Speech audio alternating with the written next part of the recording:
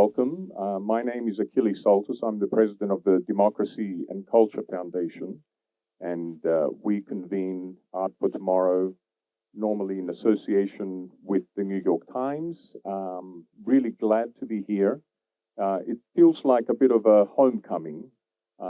Many of you will remember that the Art for Tomorrow conference was actually it was founded at the New York Times back in 2015, and in partnership with Sheikh Al Mayasa and Qatar Museums. Since then, we've been to Berlin. We were in Athens just recently. We'll be going to Florence, Italy, next year. So every year we try to choose a different destination, and here we are back in Doha with a brand extension of the Art for Tomorrow conference, which are our Art for Tomorrow talks. So we have 3 of them, 2 today and 1 on Wednesday. So it's great that you're here. I'm joined by our editorial director, Conniff-Taber, and also the culture writer of the New York Times, Rosalind Sulkas. They will do the moderation today, and then Yelena Kuya from Qatar Museums will do the moderation on Wednesday. So enjoy the talks. I'm not going to say very much because I think we should get right into it. So I'm going to call on Kim Conniff-Taber to bring her panelists for the first panel. So thank you very much for being here, and enjoy the talks and the week.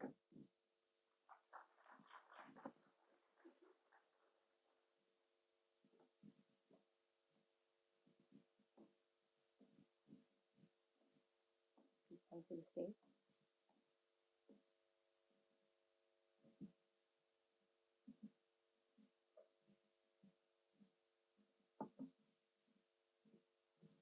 Good morning, everyone.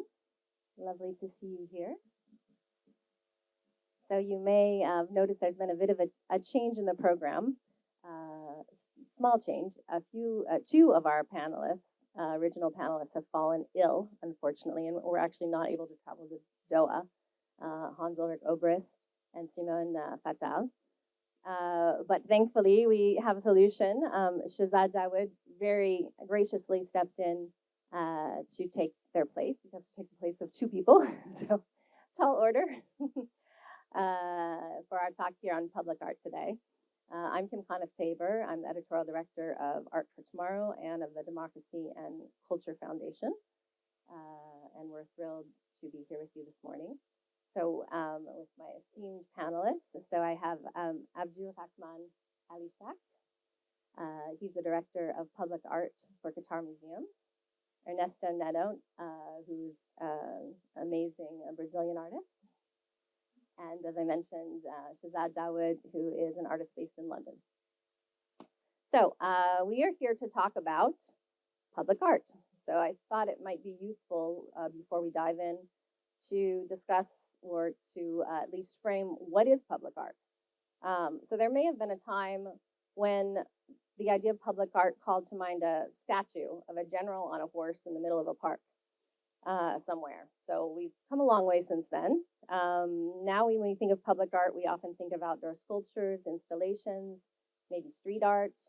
In Paris, where I'm based, we might think of César's thumb at La Défense. There's a version here in Doha now.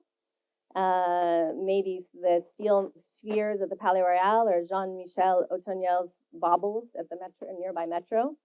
Also a version now in Doha. In London, we think of the Serpentine.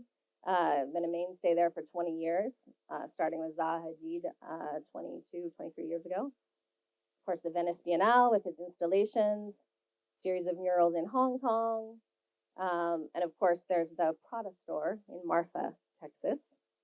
And we could easily argue that architecture is a form of public art. I think many would agree with me here in this magnificent building, as this museum can attest. So simply put, the defining quality of public art is simply that it's open to everyone.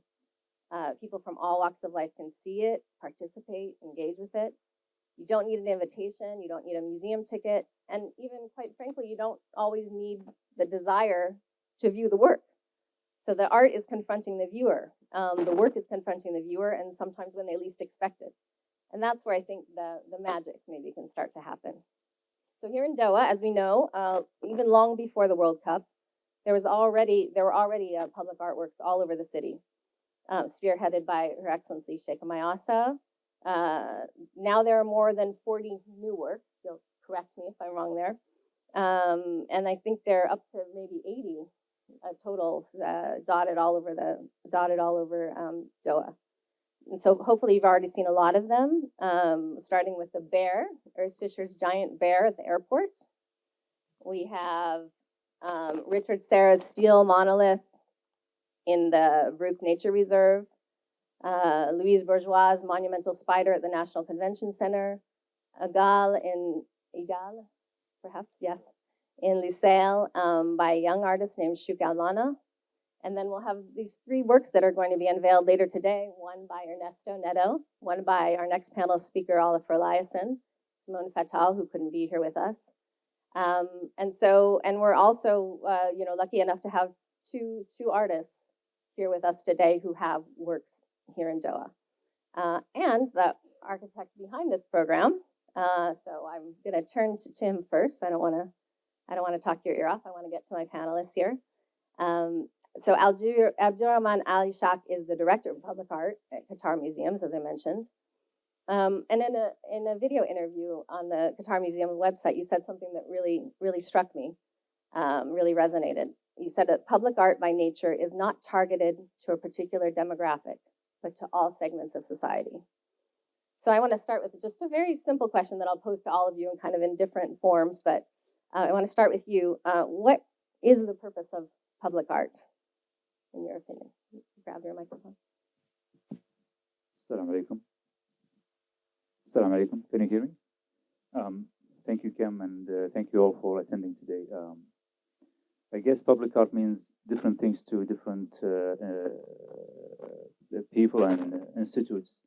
If we look at public art through history, if we look in prehistory, Egyptian civilization or Roman, early Roman, what we would find is that it was very prominent and it had its reasons. So it depends on who's pushing for the arts in the public spaces. So it could be political reasons, economic, ideological. But for, let's say, Qatar museums, we have our own reasons, and everything else is a side effect. I think those reasons that existed throughout history do still exist today. However, in a more complicated or not easily spotted, it's not very visible. However, for Qatar Museums, a cultural institute, we look into the reason is purely cultural. It's about bringing art, making it more accessible to everyone, pushing it behind, bringing it from behind walls to the public. And the core reason is to encourage dialogue and not having it to be exclusive for certain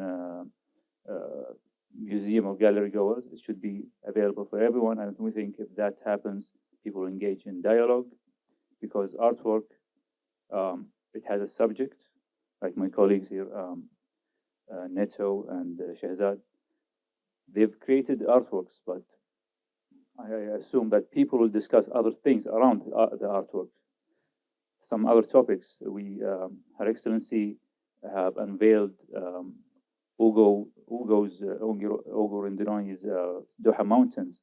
And people did not talk about Ugo specifically, but they talked about other topics. And this discussion, I think, is what makes public art important to us in Doha, at least. So people who may not be necessarily familiar even with the artist himself or herself, they're engaging more with the work. Absolutely. And I guess people reflect what they feel against the artwork. And it's different from one society to other. Yeah. Thank you. So Ernesto, you've had a long and beautiful career that's continuing through today. You often create colorful, very tangible, large-scale installations and galleries and museums, also outdoors. Museum of Fine Arts in Houston, the Pinacoteca in Sao Paulo, the Guggenheim Bilbao. And you tend to create works that take over a room or completely take over the space in which they're found. And people even become a part of them.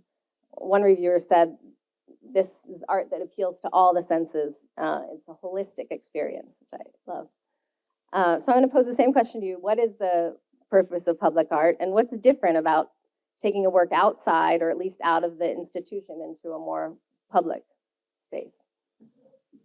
Hello. Hi, everyone. Very nice to be here.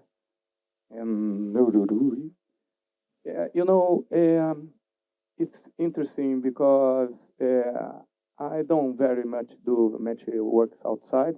I very much use many times inside place like a shell, and my work happens inside of this shell.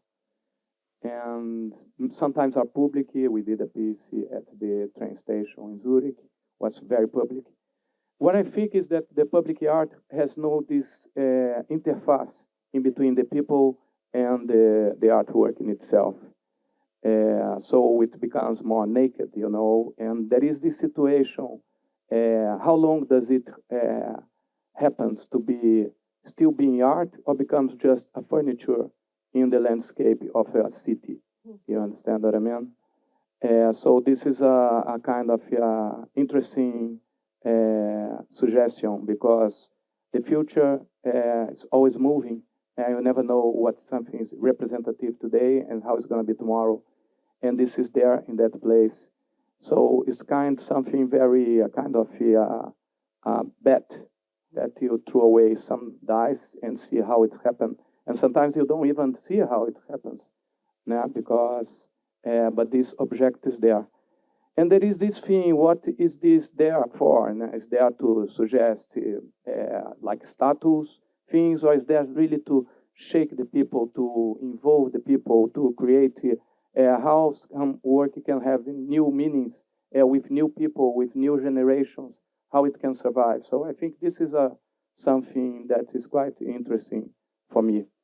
But for me as an artist, and the experience that I'm having here is very much an experience with the landscape. I think that is open for the public. Even the work I'm doing even has some seats for the public to come. It's very far away. We don't know if people are going to really go or not there. But it's something really related to this land, to the land of the Zubara kind of desert, full of life there. Very strong place. I had a week here that was very incredible, like making the work. We had, by chance, it was during the full moon, so it was such an energy, to have been working there, doing heavy sun, dealing with this force of the sun, and the sun moving from one side to the other side, and you feeling all this movement, and feeling the little insects, the little plants. The plants, they are so strong, Some plants, they are like a round thing like that, and you touch it, it's so strong, full of nails, full of thorns. That my son was telling me that the thorns are good not just to protect from the other animals, but also to absorb the water, the moisture, that I didn't know. And one day we had to make holes on the ground to put the goalposts. Oh, yeah, we'll have an image of that. And this is something very hard for somebody like me, And the work that we have a earth cast in a ceramic in an amazing place named Oficina Brenan. It's a ceramist, an artist, Francisco Brenan, who had passed away. And these guys, they have huge knowledge about that. In a big oven, we burn it, named Prometeu, and there is some scratch on it. And so we're talking about planet Earth, and what we are doing here, what's our future, what's our present. We know that we have this global warming situation and all these things, and at the same time, we are over this landscape of Spartan. And that day we begin to dig to put the something inside of the ground. And this was very strong, So we paint the concrete that's on pink to make it more soft, because nobody's going to see that. But the earth is going to be receiving that. We make the hole, and then we put the sandbags, like if we are putting that in the belly of the earth. Many bellies, but something that I felt like that. And in that night, this was full moon when we did all these holes, and we begin to paint the concrete blocks. And at night, there was, millions, thousands, I don't know, of ants coming out. We need to get out, The ants put us out of the landscape. It was all getting dark, So and ants took over. coming up on us. So what's something, and the moon coming up at the same time, because it was full moon there, sunset here, the globe here with the ceramic globe. So what's something very incredible to be living, So I'm very thankful for this opportunity. And then there is difference. What is something on the landscape? What's something on the city? So it's I don't know, hundreds of possibilities of public art happening and engaging the people. I think this is really great to get the art out of the museums and together with the people, with the air, with the moon, the sun, the breeze. So you're really reacting and interacting with both the landscape and the community, sounds like, yeah. And the community in a very large sense, not just the people, but the all living things in the area. So yes, pretty much. We had this visit on the Heritage, and on the Heritage we had this understanding how was the life and how was the living in that time that we didn't have air conditioning, and so many techniques to survive and to live in this force of the sun, the heat. So this was very special, the softness of it, the feeling that you need to walk a little bit slow to move in this kind of situation, which is pretty much the opposite situation that we have today, with big cities, cars, lights is moving everywhere, WhatsApp, internet, and all this. Yeah, so it's slow good down to appreciate the work. Thank you. Thank you. That's actually a really great transition to Shezad, because Shezad, I know that you work in many different mediums, and a lot of your work is looking at future scenarios, considering the effects of climate change, among other things. And you use painting, film. You've recently been experimenting in VR, I think. So for all of your projects, especially the site-specific works, you really spend time getting to know the community and the history of the site itself, very similar to what Ernesto just described. And I think you're trying to make your projects reflect that. So similar question to you, but do you consider all of your works in a certain way to be public art projects? And if so, do they all have the same ultimate purpose? Maybe that's a bigger question than we can answer today. But I would say, as you've introduced, I suppose two of the key themes of my work are around architectures and ecologies, and they move between thinking about the built environment and the natural environment. And are all works, works of public art? I think it's by degree. So I'd almost jump on what Ernesto said as well. There's something innately, I think the risk proposition of public art is magnified. There's a degree to which in an exhibition or museum space, you have a degree of control of the total environment. So therefore you can extend more control. The conditions are less dangerous. I think one part in the public sphere, I mean, if you just think of it in terms of relative footfall, I recently had a very large public commission open at St. Pancras in London, and they get 52 million people go through there a year, which dwarfs, visitor numbers for even Tate and others. So, and in the public realm, I actually don't see it as a bad thing. I think one of the most wonderful things about works in the public realm is that 70% of people choose to ignore them. 70%? Roughly. There's different statistics on the matter, but, and I think that's wonderful because that's a good challenge. You know, it's and also you get a good 15% of people who hate them. You know, Are you almost by thinking- default. That actually makes me think of one of the questions I wanted to ask later. But who is your viewer? Who is the spectator that you have in mind when you're creating a work, or does it depend on the space? Well, you know, it's probably easier if I go back to being a boy. I remember being a boy in London, and one of the pieces of public art that I still return to, you know, many years later, is the Barbara Hepworth on the side of the John Lewis department store on Oxford Street. And it's beautiful, and most people don't even know it's there. And yet those who do know it's there treasure it and love it, and it means something very special for them. And what does it mean? It's, and maybe I'm being poetic or prosaic, but it's a gateway for the imagination. Every time I walk past it, I stop, I expand, my consciousness just grows. And I think, I wouldn't even like to put into words what the purpose of public art is at this moment, but there's a moment of transcendence, which I think, you know, you get, as you pointed out, in sacred architecture, in certain sites in nature.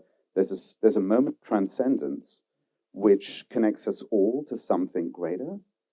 And for me, it's almost that, how do you hold someone's hand and join them on that walk? So public art should never be an imposition.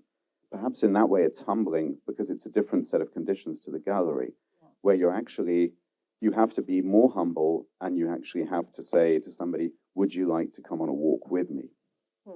So it shifts the role of the artist in a very sort of subtle way. And I think it's very much about, how do you tell a story then? So perhaps my route to kind of engaging audiences, to sort of inviting them to come on a little walk with me, is to think about, what are the stories that matter to them, rather than what are the stories that matter so much to me. And so every public art project, it's about, how do I do my research? How do I put in the time and the work to think about who it really belongs to? And then you build from there. So to understand the space in which you're going to be located. And find a route to that space. Find something that's meaningful, find something that connects. And then it goes back to what Abdulrahman was saying about dialogue, because dialogue has to start from a point of humility and neutrality, I think.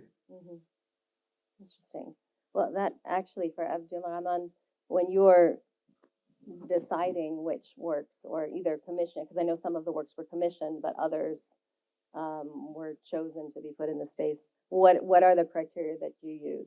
Because I'm sure it's different for works that are created specifically for a space, rather than the ones that are kind of transplanted. And how does that change the interaction the public has with that work? And how is that work different than, say, I'm thinking of a mammal, a spider in another location versus a spider here in Doha?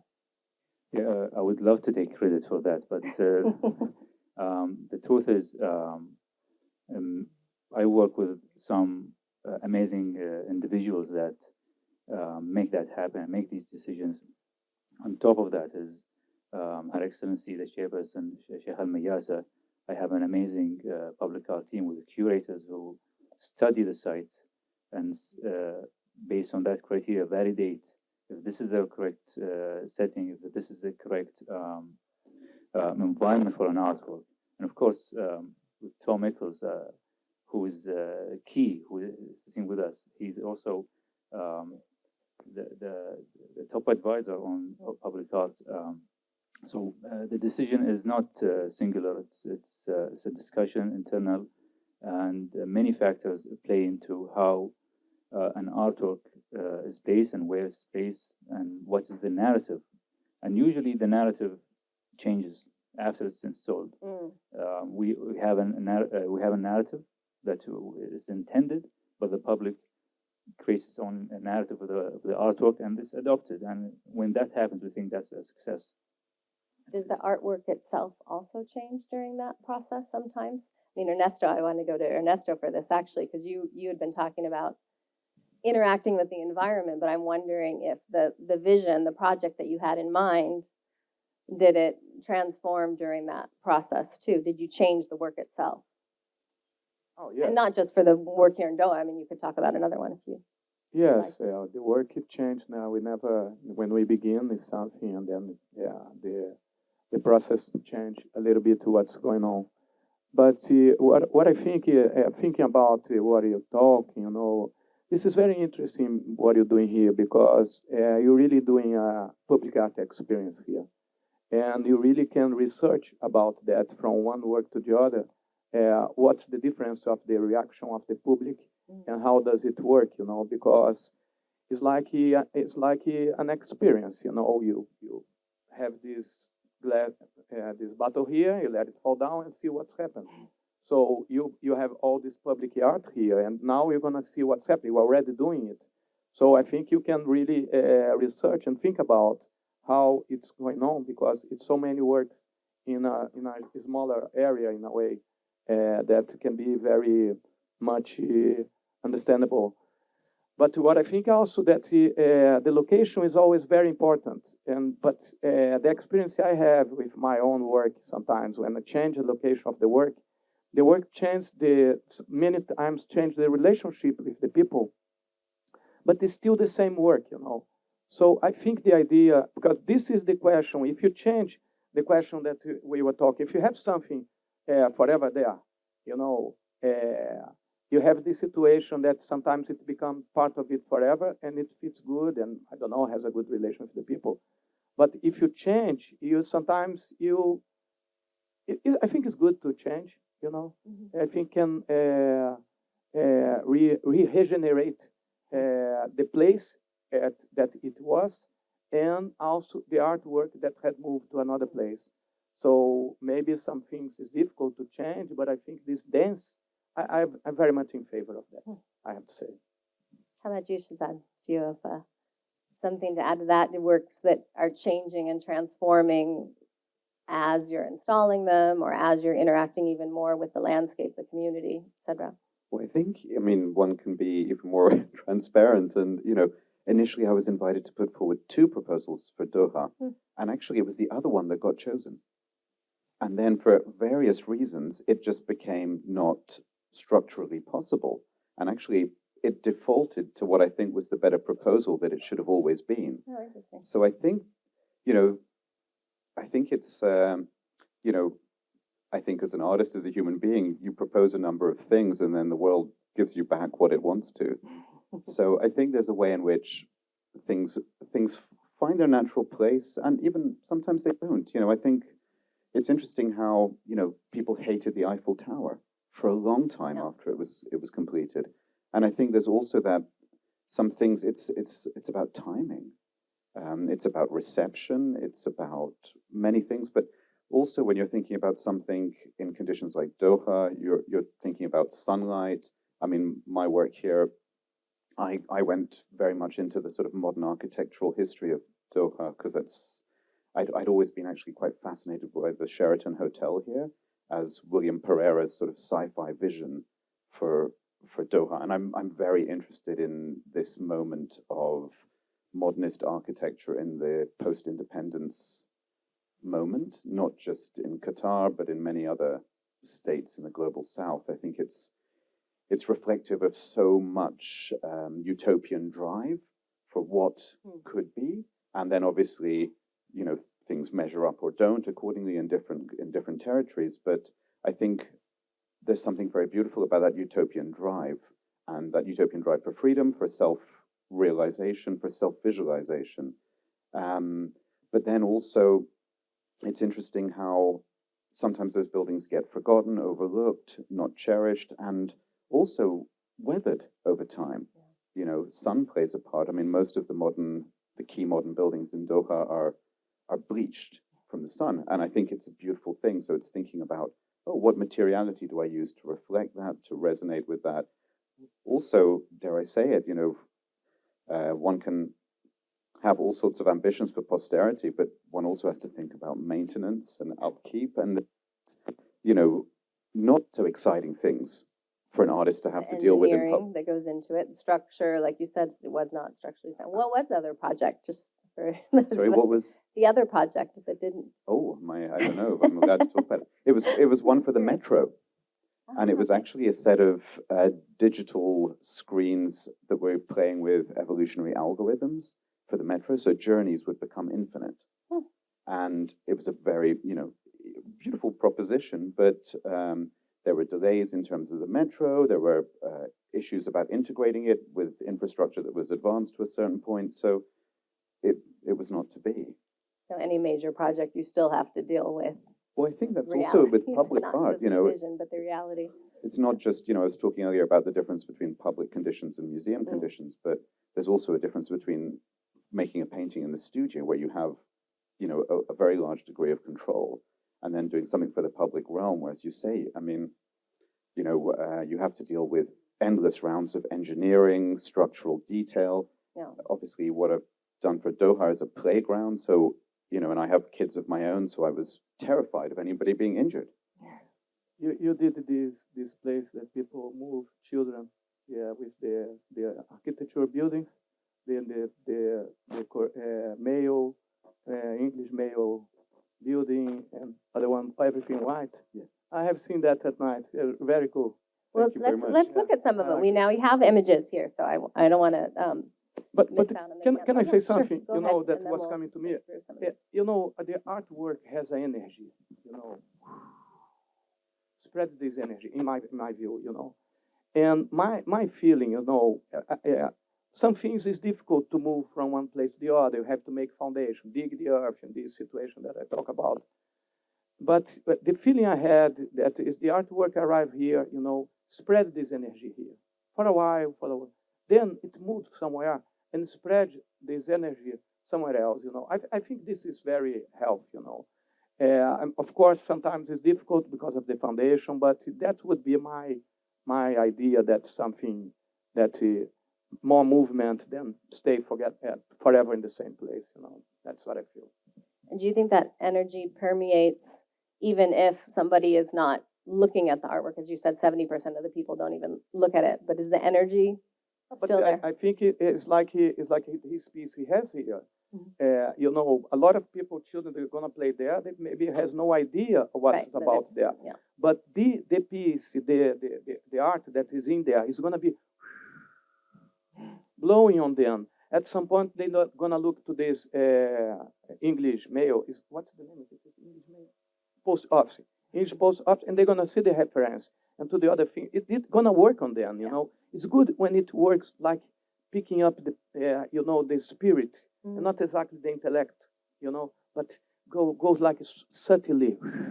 It's not an analysis of the work and the structure of the work. They are playing there. Of course, this is gonna be telling them things.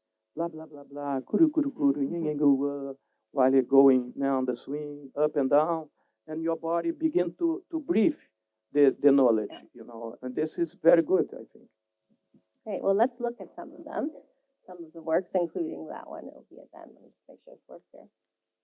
I know you have trouble seeing it, but this is the bear. So I don't know if you want to say a few words about the bear at the airport.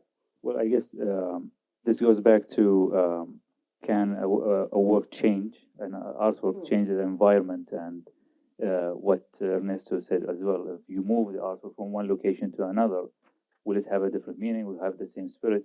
I think the bear has a spirit, strong spirit with the Qataris, especially with the Qataris. The intention of the bear was, or is, to make a cold place like an airport become more warm and reminds you of home. Right now, it means different things. People take pictures of it when they are on holiday. It's like a jet set life. So it has it's called the sweetheart, Doha's sweetheart, or something. Doha's sweetheart, the Habib al-Malayin, the sweetheart of the millions. Oh. Yeah. It's very popular, but we believe that this year, this art will have challenge, going to have competition, with other artworks. Because there are lots more. Let's move to the next one. Let's see. So this is Richard Serra, East, West, West, East. Well, this goes back to the changing environment. Like I've been there. Every time I visit Richard Serra, it's a different environment. It's like a new visit. I've been there in a thunderstorm. I've been there where there were foxes running around, and I actually was there with the shaman.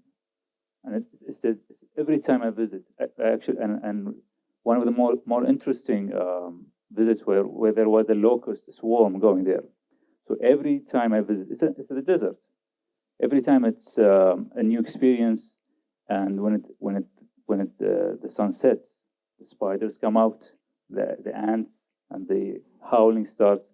So it is an example of where an artwork is actually related to the environment around it.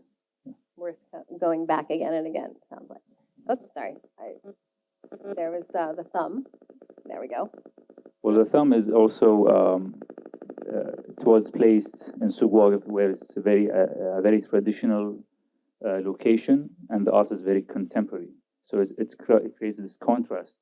And the story about engineers and installing this, the location we wanted to install it was different, and the reason was technical, but Her Excellency was insisting on changing the location, and we didn't believe in that. But when it happened, it was actually the perfect location. So sometimes engineers need to be humbled by the actual Agile. reaction. Yeah. Okay, and the ship. Well, the ship is an artwork created for the city itself. The ship is by a local artist, Faraj Dham, and it's in Al-Wakra, in Al Janub Stadium. Al-Wakra is a city facing the sea. Everybody there worked in the sea, or in fishing, or in trade, and this is kind of like a homage to the people in Al-Wakra. Yeah. Beautiful work. And then, of course, everything is going to be all right. Martin Creed. Well, this is an excellent example of an artwork having a different meaning. So everything is going to be all right by Tom Creed. When it came to Doha, it didn't mean what it usually means. It was installed on the first anniversary. We call it anniversary of the blockade on Doha. And it kind of mimics what His Highness the Emir said, that everything is going to be all right, but in Arabic. Abshuru bil izz wal khair. It gave a sense of security and confidence to everyone, and we were happy with it, actually. Okay, so now we're going to move to Ernesto's work. So that's the earth that you were talking about. Maybe that's where the ants were coming out of, perhaps? Yeah, that's the ground. The ground is very hard, very strong, very, very powerful, I felt. And I felt very, like if my breast was like touching this ground, that's, yeah, that's. And then the installation that you were talking about digging. Then this is the base that we talk about. It's like a block, like 40 by 40 by 40. It's not that big, but it felt very weird when it come like a concrete block with some black asphalt to protect from the water. And I don't like to have hidden things in my work. It's something I come from when I born, 1964, was the beginning of the dictatorship in Brazil. So my works always I try to be transparent and to be in balance. People can unbuild that by their mind and see everything that's there. So putting something hidden on the ground, it's something very difficult for me. At the same time, this post is very much represented the goals, this corporative structure that's When it's a foundation, right? It's a foundation the for goals the in work, itself. strong There is that an can hold it. octagonal that goes for football goals, that Yeah. inspire that. Well, here I'll put And on this the is the next image you can corporative see. Yeah. relation that is this difficult that we have nature and culture, this power of ourselves, the human being, digging the earth. And then this is the sphere, and this clay sphere. Temple Earth, Slug Turtle Temple Earth is the title, right? And this relation with the sun, the landscape. Yeah, you can really see the landscape in that experience image too. there. Well, hopefully everybody will be able to go out and see it for themselves. One more image there. And Another this view. is the sunset, which is pretty much beautiful there. I believe that's beautiful everywhere here because the landscape is very much continuous from the whole country. Now we drive up and down every day, 1 hour and a half on this landscape, very flat, very dry, very strong. So it's a very beautiful place to be and to receive this energy. Thank you. Okay, so now Shezad will have a few images here. I can just keep it if you want, or whatever you prefer.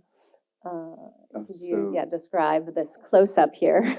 So this is a close-up of Dipsostrea speciosa, or my version of one. It's a type of brain coral that's found in the Red Sea, and I was invited to propose a project for the canyons in Alula, which, interestingly, the canyons themselves have been shaped by water over millions of years, and the very canyon where, so in terms of actually trying to be site-specific, that's super important for me. And interestingly, I was able to cite the works in a part of the canyon that would have been the delta of what is now the Red Sea 11 million years ago.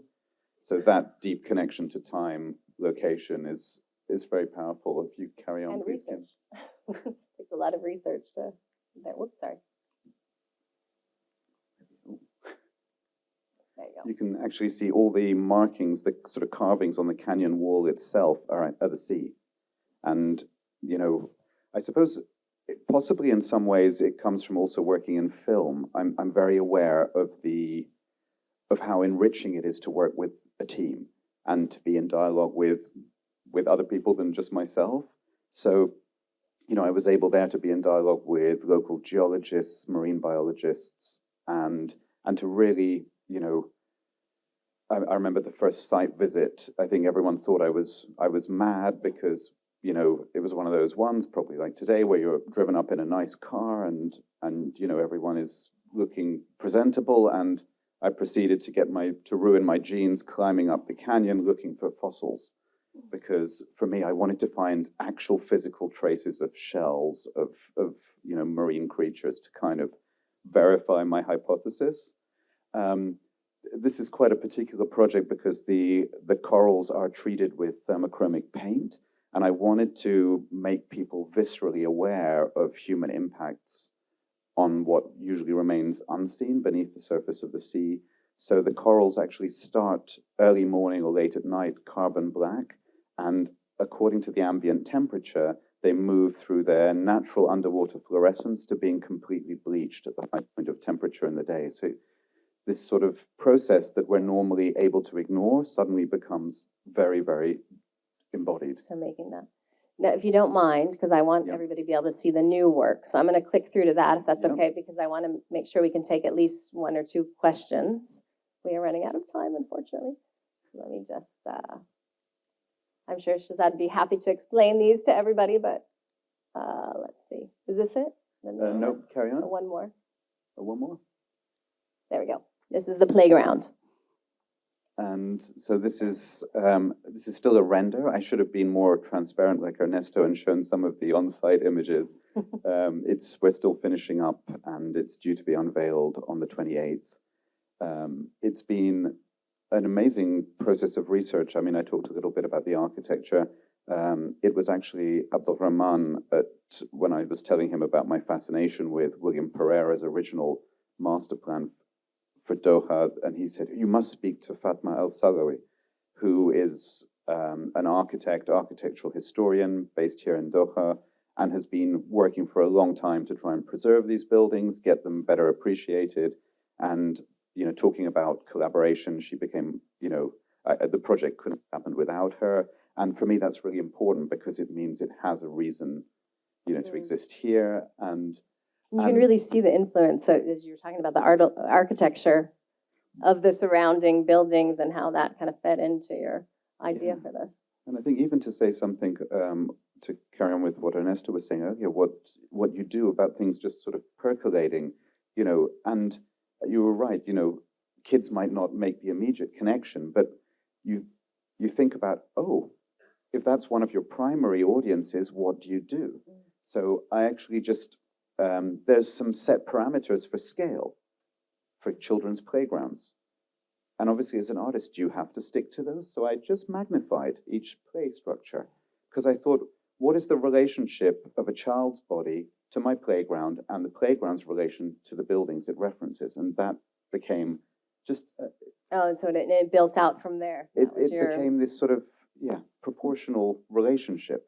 And I think those subtle qualities of how you think about space are a kind of just that quiet poetics that you can bring in as an artist. Yeah. So then, And again, it was interacting with your environment and taking in, being able to have that nourish you. And that is the idea of playing. Playing is great. Let's play. Mm-hmm. Absolutely. That's a great note to end on. Now, let me just see if there was one or two questions. We're really short on time, but I'd love to take a question or two from the audience if there are any. I think we have a roving mic. Anyone have a question? If not, we'll just end it because it's almost the end here. Raise it, show of hands. Well, then we'll end on the note of play. I think that's the perfect end. Let the children, Exactly. let them play. Let the children play. Let the children, let the children, let them play. Let the children play. Let the children. That's Carlos Santana from Moonflower. I love it. Okay. Well, thank you so much to all of you. This was a great discussion. We could have gone on a lot longer, but we'll have to end. We have our next panel. We'll have a short break, but then Razan Silkis will come up with Oliver Eliasson and Her Excellency Sheikh Mayasa. So see you in a few minutes. Thank you so much.